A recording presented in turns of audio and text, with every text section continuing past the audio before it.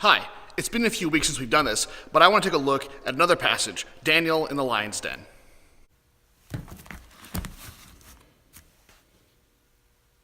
The more I read the story of Daniel in the lion's den, the more I come to realize that it is an incredibly encouraging story. But at the same time, along with that great lesson it has to teach us, it also carries with it a frankly unrealistic and overwhelming challenge for us in our lives.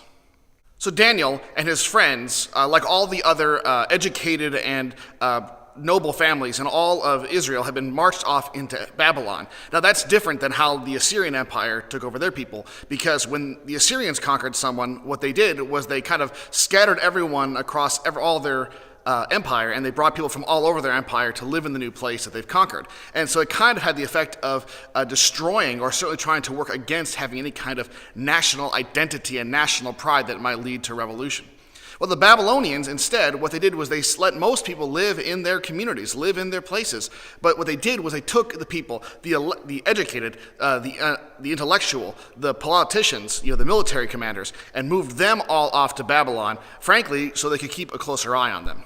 So Daniel and his three friends, who end up in the fiery furnace in Daniel chapter 3, end up being educated and raised in the midst of Babylon, with Babylonian culture, with Babylonian literature, and all of these things, and eating food from the Babylonian king's table.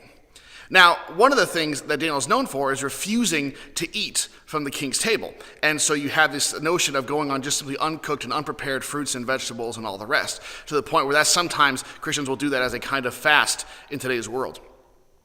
But that thing has always amazed me, because here are people who are so committed to keeping kosher, so committed to being separate, so committed to remaining the Israelites, that they refuse to eat Babylonian food, that at the same time, they're willing to be educated, willing to be immersed in this thoroughly pagan culture. They're willing to go and eventually train for service to serve this pagan empire and this pagan emperor. It's enough to make me think that when we have this question about to what degree our secular culture should or should not influence our lives as people of faith, it seems that we have to think along two lines. What is it that we really can accept and not to worry too much about, even if it's not ideally what we'd like to do, but also at the same time to know really where does the line cross? What is really going to be the thing that in our context is going to tip the scales of being misunderstood and being too much embroiled in compromise? But I don't think we can answer that question in the abstract for all places and at all times. I think we have to do the hard work of thinking through that in every context we find ourselves in. Well, Daniel eventually rises to a position of power because he is able to interpret a dream that Nebuchadnezzar has, that the king was not even willing to share what the dream was about. And one of the things about that is definitely not trying to pump up Daniel as being inherently great, because it's the kind of thing that, as Babylon's own wise men were saying, no human being can do that. That's simply beyond our capacity to interpret a dream we don't even know anything about. And so it's a sign that this is someone who is sent by God. Well, many people know the story of Daniel in the lion's den.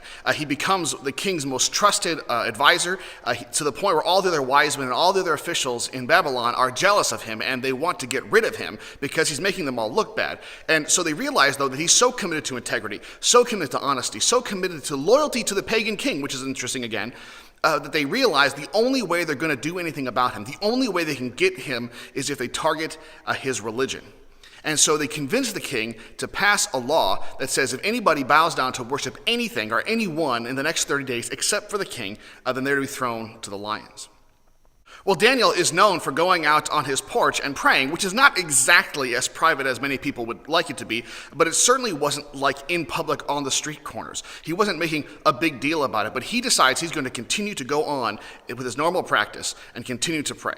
And that gets him in trouble, and he's thrown to the lions. The king can't go against his own law, and the king is grieved. But why was the king grieved? I think that sometimes when we talk about this passage, we can make it seem like maybe he finally realized that his law was silly, that it made an innocent man get sent to his death. Well, maybe.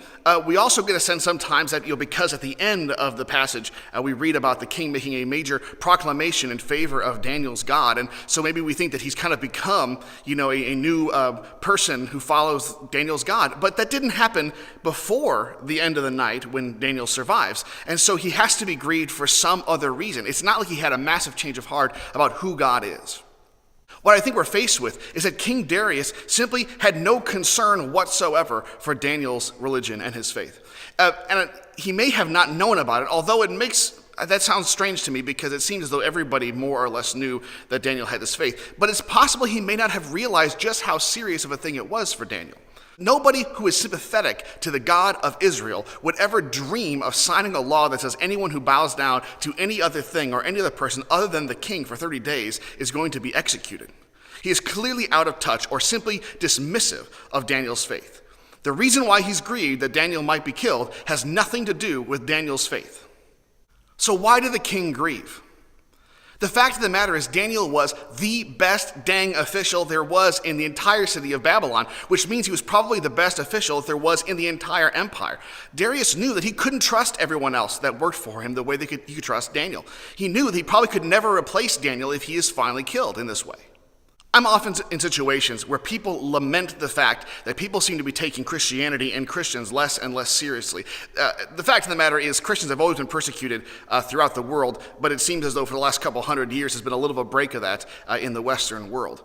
But the thing is, there seems to be this desire among many Christians to say, why isn't the world taking us as seriously as they used to? What can we do to help ensure that they listen to us and take our viewpoints as seriously as they do everybody else's?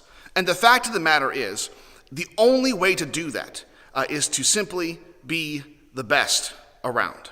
Now, that's a kind of a ridiculous expectation. But what that means is the reason why Daniel was going to be missed by King Darius is not because he missed having some Jewish guy around to tell him what to do.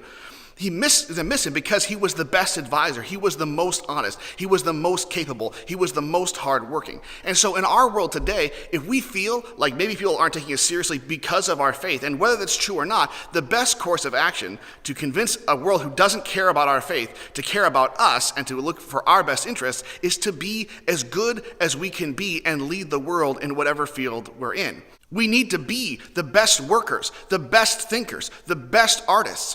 We can't be lazy and then wonder why everybody seems to think that Christians don't like to do any hard work, that they want everybody else to do the work for them. We can't shut our brains down and then wonder why it is the rest of the world says, well, those Christians, they don't like to think, they don't like to engage. We can't pander to the lowest common denominator in Christian art and music and movies, and expect the rest, and wonder why it is the rest of the world sees absolutely no value in the very same things that people within the community think are just the greatest thing in the world. If we want people to take us seriously, we have to be the kind of people who are doing work in whatever way at the highest levels. It needs to be the kind of work that is, one, absolutely faithful to our convictions, but at the same time is undeniably rigorous, undeniably of high quality, so that no one can simply dismiss it as, oh, those crazy Christians who will accept anything. The downside of all this, though, is that it's incredibly difficult. It's really hard work, and any one of us might not ever make it in the fullest sense, but our community needs to be striving for that at all times. Because the fact of the matter is, the thing that made Darius sad about Daniel being killed, the thing that worried him so much about the future, the thing that made him grieve the loss is not because of anything that we might think about his integrity or all the rest, except inasmuch as it helps Darius rule his kingdom.